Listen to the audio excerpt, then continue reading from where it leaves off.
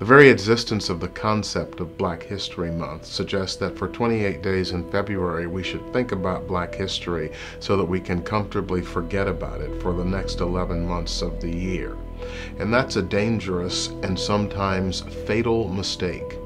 Let's think about 3 examples of the critical importance of understanding our past. Events of the last several years have brought a lot of discussion about the meaning of the Confederate flag and even the cause of the Civil War. The Vice President of the Confederacy, Alexander Stephens, gave a famous speech in 1861 called the Cornerstone Speech. And what he said in that speech, "Our new government is founded upon the great truth that the Negro is not equal to the white man, that slavery's subordination to the superior race is his natural and normal condition." You can go and look yourself in the historical record for the statements of all the other states. They're all saying it as clearly as they can. This slavery thing is our entire economy. It is what we are fighting for and the reason we are leaving the Union. So when you think about Confederate monuments, understand this. Each of those monuments, each of them, was built to honor people for something that they did during one period of time and one period of time only, between 1861 and 1865. And what they did between 1861 and 1865 was to maim and murder American soldiers to defend the right to own black people as property. President Trump has called black athletes kneeling during the national anthem sons of bitches. He's suggested that they should be fired. And he suggested that no respectful American would ever demonstrate in that way because the national anthem is our symbol of pride, of freedom, and of equality. There's a story about the national anthem that's a bit more complicated than that. Many Americans don't know the story of the Colonial Marines. This is a group of black slaves that fought for the British during the War of 1812. And they fought for the British because the British made them a bargain. If you fight for us and we win this war, we'll give you your freedom. And Francis Scott Key expressed to those close to him a concern about the slaves who were involved, saying, "What if they all did that?" Several weeks after that encounter, Francis Scott Key found himself in the Baltimore harbor watching the bombing at Fort McHenry. And he saw 25 consecutive hours of bombing and the American flag still waving. And our history tells us that he then, in a moment of patriotic fervor, wrote the national anthem. And we all are familiar with the first verse of the national anthem, but we're not so familiar with the third verse.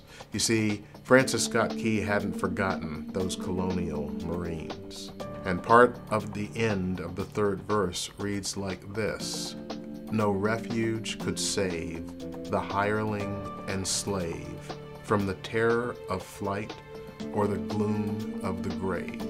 And the star-spangled banner in triumph doth wave o'er the land of the free and the home of the brave."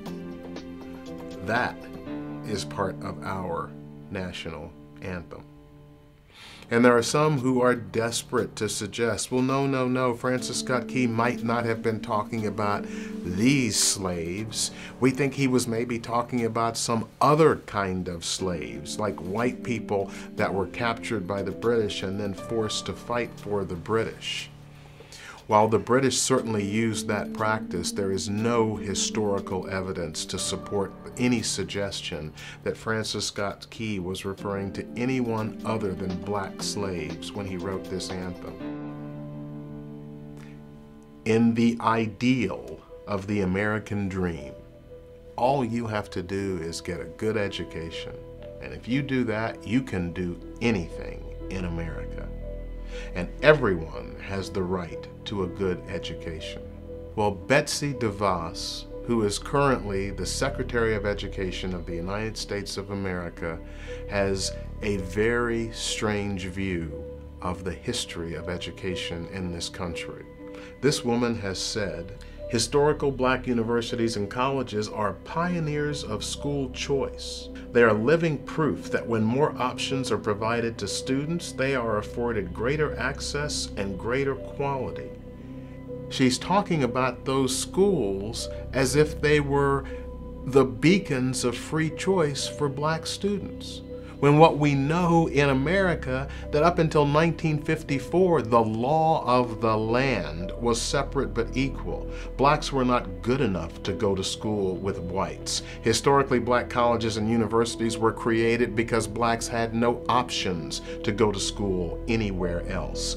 Her past is a lie, and if we believe her past, it has a major impact on how we think we got to where we are today and how we go forward into the future. America either has a headache with our racial history, or we've got cancer, and the truth about our past reveals that there is a cancer that we have to deal with. If we continue to take aspirin to cure what we would like to believe is a headache, we will not get out of where we are. All of us need to be bold in our thinking about what it means to have true racial justice in America, and how Black History Month maybe needs to be replaced with a focus on Black history every month, because after all, it is a part of American history.